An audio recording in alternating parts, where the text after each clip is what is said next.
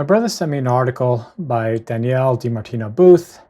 It's called Too Small Not to Fail, A Short History of the World. And it's a really good article. The link is in the description if you wanted to stop this and go read the article. I highly recommend it. I really enjoyed it, but I'm going to have a little fun with it here.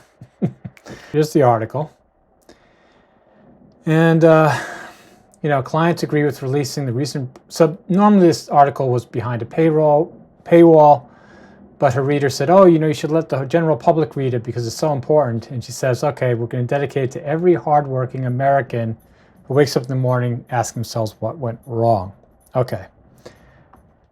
Now, Danielle, what do you mean are you a hardworking American? I mean, are you saying you're like the same as the hardworking Americans or the readers of your financial blog, hardworking Americans? Like a hardworking American to me is somebody that works at the Amazon distribution center or, serves me a coffee or something. I mean, or works in sanitation. That's a hardworking American. And I'm virtually certain almost none of them subscribe to your blog or going to read this article. Really, the difference in workers is, are you working in a job that you like or are you working in a job that you don't like? That's really the reading.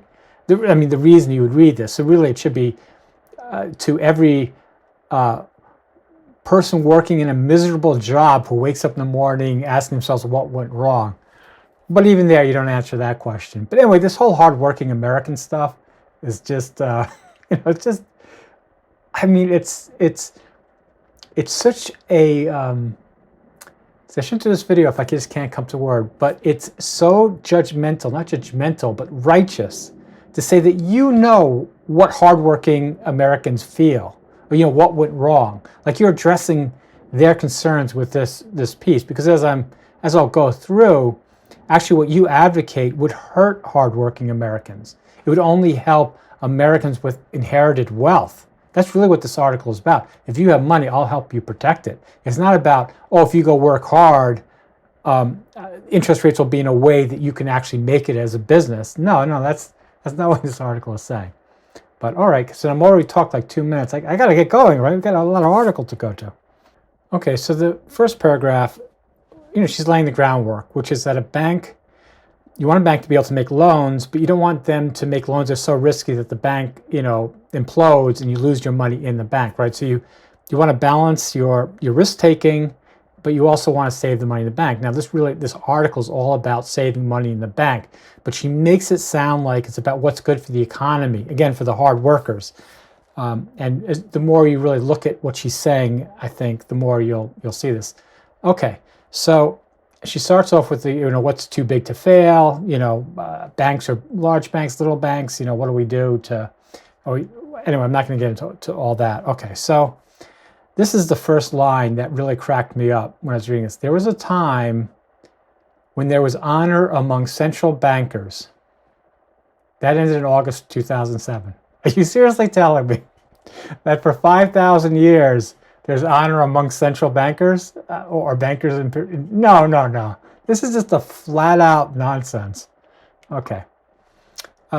So she says that in an empty conference room at the Federal Reserve's blah, blah, blah, Ben Bernanke secretly met with a coterie of his closest confidants to blueprint the response to a breakdown in the financial system. Now, this is 2007. Nobody really, at the time, thought it was a complete breakdown. There were some problems, but I wouldn't say it was a breakdown. And then he says, okay, that day, a few data references to Bernanke doctrine, where he takes interest rates to zero before launching a large-scale asset purchase was assigned. Now, they didn't know in 2007 that there are going to be large-scale asset purchases. That really happened from 2007, 2008, 2009. So she's conflating history incorrectly. It's just completely wrong. And I don't have the data. I'm not going to go get the data to find it out, but she's just seriously, right from the start, she is creating a narrative that I don't believe follows the facts. So, okay. So she's not present with Thomas Hoenig, Charles Posner, Richard Fisher. Now, I'm sure these are all like fellow Texans, okay? So the Texans weren't allowed in this meeting where they're going to do the ZIRP, zero interest rate policy, is known. It says such reckless policy would surely encourage speculation and malinvestment of the worst kind. Now again, reckless, who's to say what's reckless and what's not reckless, right? I mean, who's to say what balance, banking should have between having interest rates that encourage speculation, interest rates that don't, that basically just protect the wealth of those who have money in the banks. Now, when you protect wealth, the economy shrinks because, right, nobody's spending or doing anything. I mean, if I'm really wealthy, if I'm living in Texas and an oil well, right? I mean, I don't need to speculate. I don't need to do any more businesses, right? I'm getting paid. Everybody needs oil, so I'm getting paid every day for that oil. Why would I want my bank to take any chances on making any loans, right? I wouldn't. My self-interest is to protect my money. And this is really what Danielle DiMartino Booth is doing. She's really saying like, oh no, we're not really trying to protect our wealth underground. We're just trying to protect you hardworking Americans, right, from the banks doing policies that are going to wreck the economy.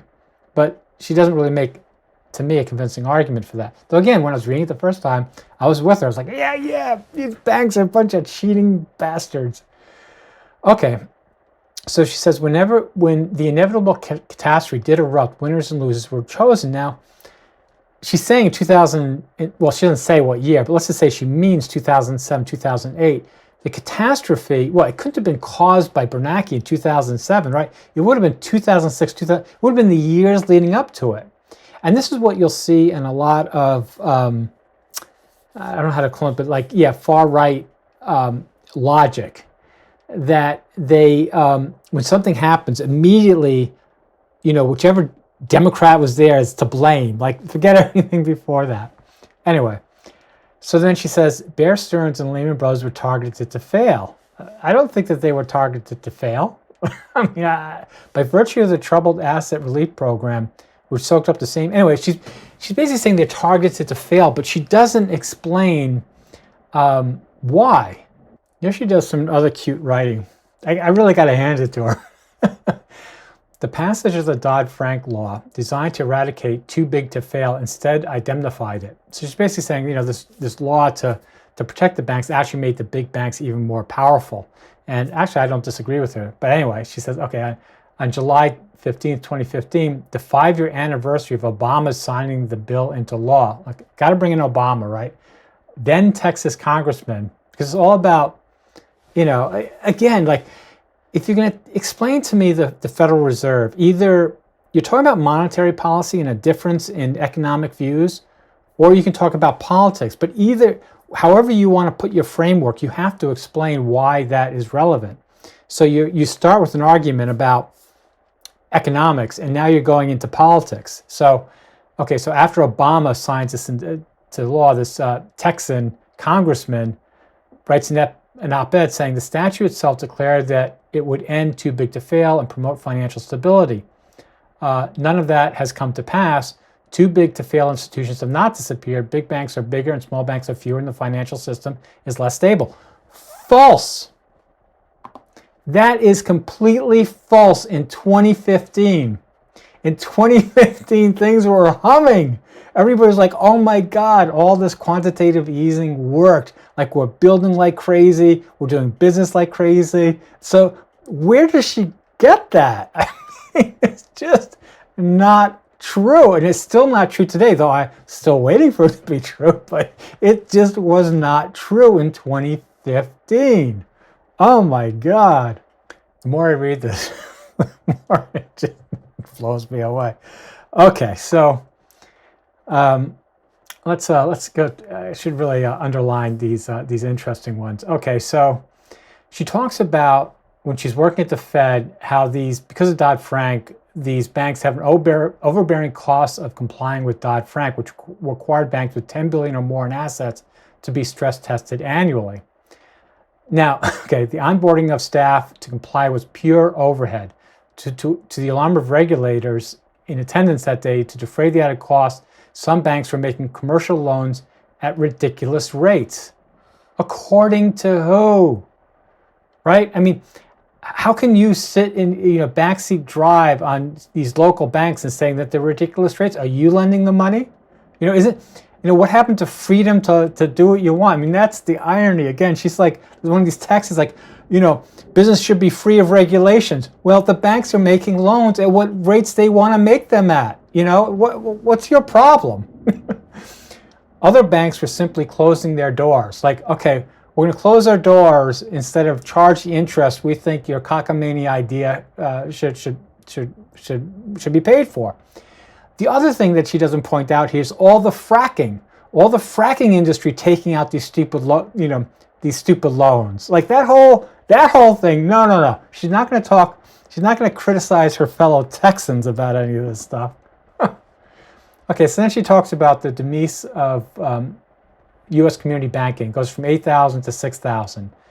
So, I mean, I don't know. I mean, okay, so they're less smaller banks. Isn't that good? Because according to her, they're all lending out at ridiculous rates. Okay, so then now she gets off the same year, kicks off with the Powell pivot. Now, so she basically likes Jerome Powell in the beginning because he starts to do tightening. Now, again, I want to point out, when you're tightening money, you're making it good for wealthy Texans and wealthy people all over the country. You're making it harder for people that want to start businesses or borrow money or whatever. And I'm not saying it's right or wrong. I'm just saying, be honest about it. But she never mentions that in any of this. So anyway, okay, so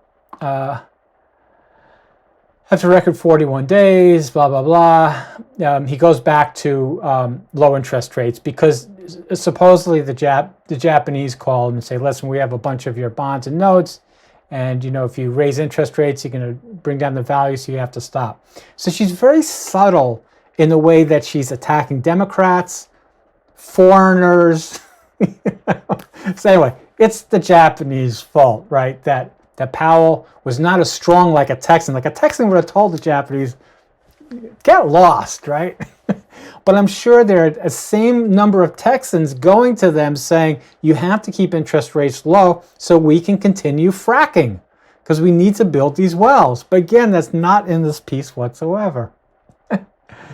All right, so street doubling down, piling more leverage onto corporate America's balance sheet. Now, what she means is that she means like New England's corporate American balance sheet. She doesn't mean Texas's corporate balance sheet. Then she's doing the unforeseen was the upshot of extricating the banking system from the credit allocation process, monetizing 43.2% of U.S. GDP, a product of Trump, the U.S. Congress, and Biden one-upping each other to pass record stimulus measures, creating the mother of all inflationary spirals. Trump, Congress, Biden.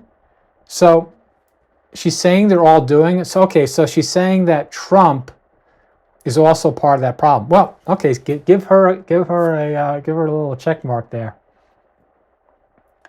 All right, so but this is what they always do. Like, okay, we're going to seem like we're like unbiased, right? So I'll mention Trump, right? But she didn't directly say Trump did anything bad.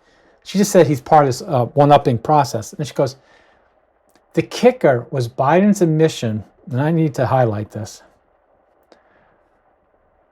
The kicker was Biden's mission to set the nation on a path of a welfare state resplendent with sufficient social spending to annihilate the American work ethic.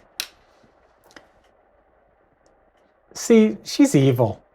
I mean, it's, again, you want to make an economic monetary argument about interest rates, Fed interest rates, and the economy. I'm all for it, and a lot of that is it. But really, that's a Trojan horse for just simple blame game.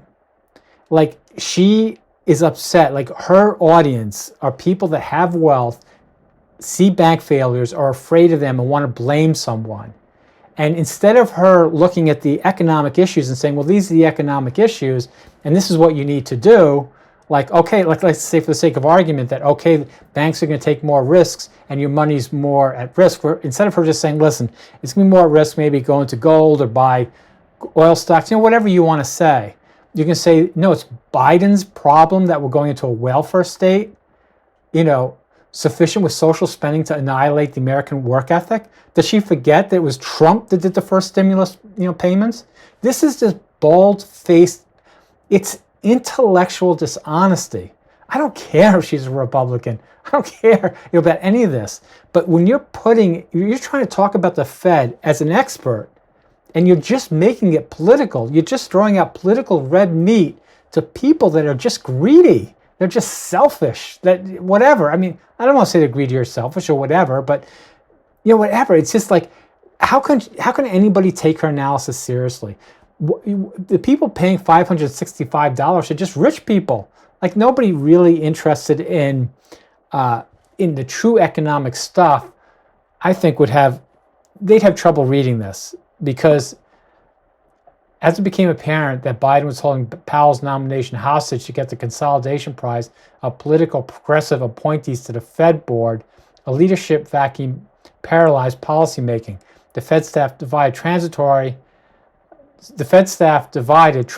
languished, making Powell look all the more. I don't know what she's saying here, okay? Now, he says transitory. I thought it was the most amazing thing I've ever heard anybody say, and he was completely wrong to say it. But again, she goes in, and then she goes into like the banking stuff, and the problem with the small banks holding commercial mortgage. But that's not really a problem of what they're loaning or whatever, or interest rates. I mean, that's a bigger question. And then the bottom line is, the less liquidity small banks have, the more risk their illiquid assets. If the deposit hemorrhaging recession don't kill them first, Yellen selling hundreds of, so neither the Democrats, whatever, Treasury Secretary will do it next. Like, this isn't real economics. This is political hatchet jobbery. Now, I'm the first one to say that I believe they've been building too much commercial and residential real estate, but that has nothing to do with the Fed, right? And so if the deposits are hemorrhaging from the recession, that's because of that. That's because of actual economic forces, not because, you have Democrats at the helm, which is really what this piece is about. It's, again, just a hatchet job. Again, it's just red meat for people that want to blame Democrats because they're worried that their bank's going to fail. Okay, your bank might fail. I'm sorry.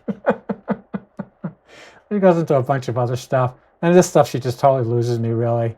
And then she's basically looking at SVB, and she's right. Should have enhanced. The regulators should have stepped in. But again, by the way, they should have stepped in on the fracking money. Like, we put a ton of money into fracking, and we're never really going to get the oil at really what we expected to get it. So a bunch of money was thrown there. I don't know, good or bad. It doesn't bring up any of that, which is a huge issue in my opinion. Anyway, I could go on, but I think I probably talked long enough on this video. Again, like I said, it's a very enjoyable thing to read the first time. But if you read it the second time, again, just a political hatchet job. She's no economist.